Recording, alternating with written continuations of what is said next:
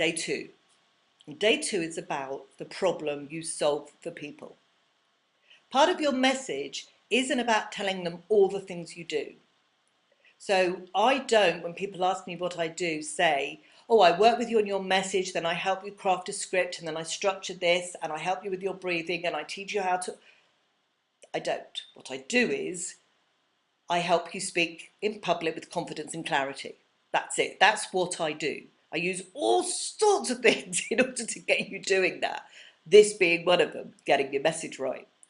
So you need to figure out what is the problem you solve for people. It could be three or four. You're probably looking at me going, but I do so many different things and I have so many different hats. No, you don't. No, you don't. That's the thing. There is one underlying thing you do for the people you work with. The one thing that makes it unique to you. And that's the bit you have to get to. If I sat in a room with, I don't know, let's take Avon for instance, as a, online marketing thing. There are thousands, if not hundreds of thousands, Avon consultants in the world. But if I sat in a room with 50 of them, I would have 50 different businesses doing 50 different things. The common denominator is that they all use Avon products to achieve that aim. And that's what I mean by what do you do for people? There are many, many public speaking coaches out there, but they don't do what I do. They don't do it the way I do it, and they don't have the background I have to do it. That's what makes me unique in what I do. And you also have that uniqueness within what you do. So you need to sit down and ask yourself these questions. What is it you want to achieve with your clients? What results are they going to get? How do these clients feel when they've finished working with you? When they've achieved whatever it is you want to do? How do they feel? Those two questions are the things that are going to bring down and boil down to a nugget of what you actually do. And that's the importance of this. You may be the accountant who loves working with those alternative type therapies, who love the idea of what I call magic language, my zebracorns and my fairy wands and things. I love that language. Doesn't make me any more or less businesslike. I just have a different language. So if an accountant says to me, I'm going to be your finance fairy because I'll do your books while you're asleep, oh, thank God for that.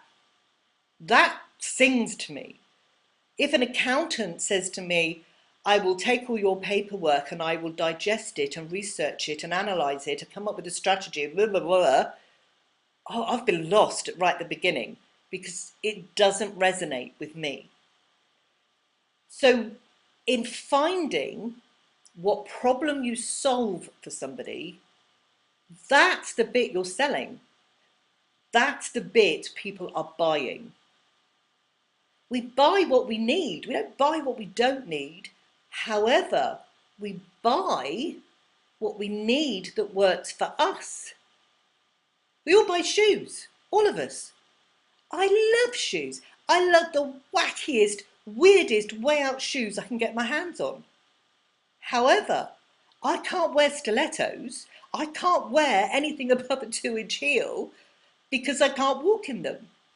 So I may have 3 or 4 shoemakers in front of me all going on about their wonderful designs, but it will be the person who says to me, I will give you and design you shoes that are amazing, that nobody else will have, with a lower heel so you can walk safely in them.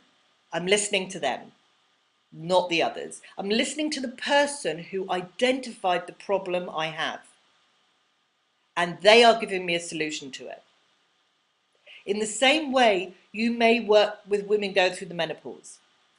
You're not going to stand there necessarily and say to people, I have the ideal cure for the hot flushes, and this is why it happens. And look, what people want to hear is, I can help you get through the menopause with the smallest amount of fuss in a way that keeps you living the life you want to live.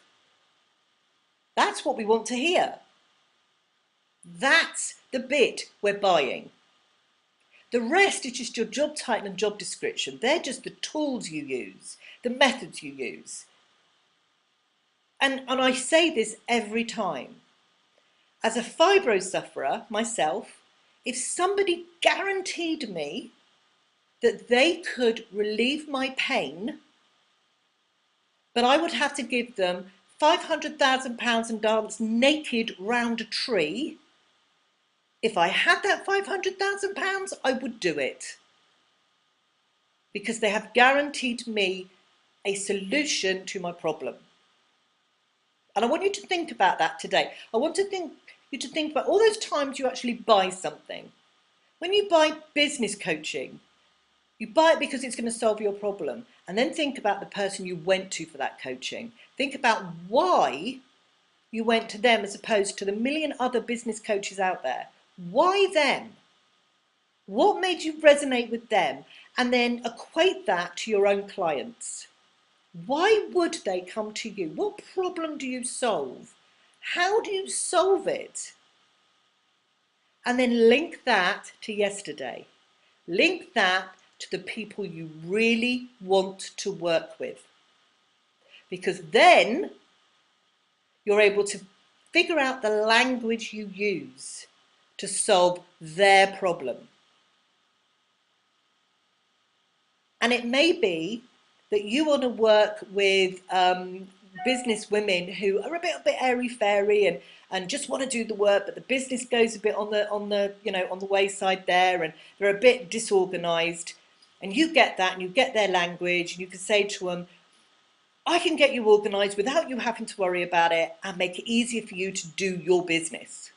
And we go, oh, thank you for that. But if you turn around to someone and say, I'm a VA, and I can do your books, and I can do your messaging, and I can do this, and you list all these things you can do, this disorganized person with the disorganized brain has gone off thinking about something completely different. She doesn't want to understand this list of stuff that should be doing, because all she's thinking of is, oh my God, there's something else I haven't done, and I'm no good at that, and your head's on the table, and it's like, oh. So today, I want you to go and really think about the problem you solve for people. What is the problem they have that you can solve? And when you've done that, look at yesterday's list of people you really want to work with and look at how the problem you solve equates to them. How can you tell them what it is you solve? How can you put that into a sentence that you tell them, that they will understand, in a language they will get? And we all culturally have our own language, and I'm not talking about a geographical language, I'm talking about industry language. You know, education has its own language, health has its own language. I have my own language at times. So people have to get that. And I have been known to stand up at networking events and talk about being the head zebracorn trainer, and somebody at the end who does not do the magical world at all, who is very, very sort of black and white, looks at me and shuts down because this is too alien and really doesn't get it and doesn't want to listen. And again, that's fine. I'm not talking to them. I'm talking to the people who get zebracorns. So that's your exercise for today. Really drill down, because at the end of the day, it doesn't matter how many hats you think you have, how many problems you think you solve. You don't. Let's go back to menopause. You solve the hot flushes, possibly. You solve the brain going completely doolally, possibly. You solve all sorts of things. But actually, what you really do, the main problem you solve is you help those women get through that time of life without feeling like there's nothing left. There is always just one major problem you solve, one umbrella over the whole lot that you solve. And your job today is to go and find it. So I want you, when you've figured that out, to put it in here in this post and how that links to the people you really, really want to work with. And then tomorrow, we'll look at the next bit. Okay, off you go. Have fun. Okay, and don't feel anything's really cheesy, because it isn't. Because if you've got the problem, the solution is never cheesy. Okay, off you go. Bye.